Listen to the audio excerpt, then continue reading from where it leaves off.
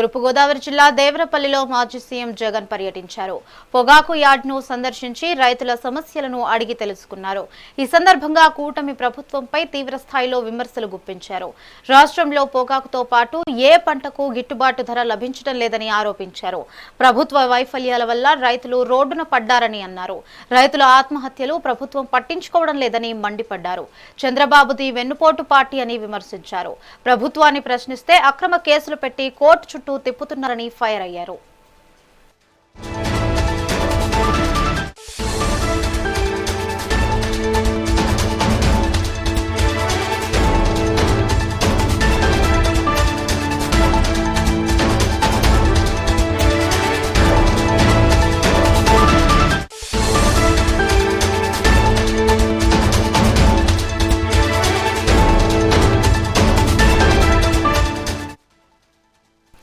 తూర్పుగోదావరి జిల్లా దేవరపల్లిలో మాజీ సీఎం జగన్ పర్యటించారు.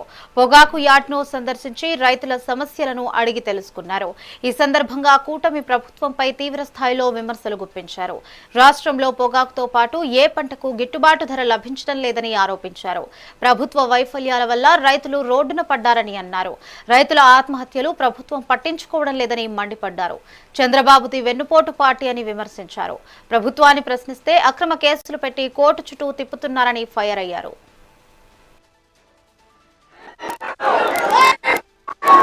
చంద్రబాబు నాయుడు గారి 27 నెలల పరిపాలనలో ఈరోజు అన్ని వర్గాలు కూడా నష్టపోయి ఉన్న పరిస్థితులు కనిపిస్తాయి. ఈరోజు చంద్రబాబు నాయుడు గారి పరిపాలనలో ఏం జరుగుతా ఉంది అంటే విద్యారంగము, వైద్య రంగము, వ్యవసాయ రంగము, పారిశ్రామిక రంగాలు, మహిళా సాధికారత, సుపరిపాలన అన్ని కూడా ఈరోజు విధ్వంసమే కనిపిస్తుంది. చంద్రబాబు నాయుడు గారి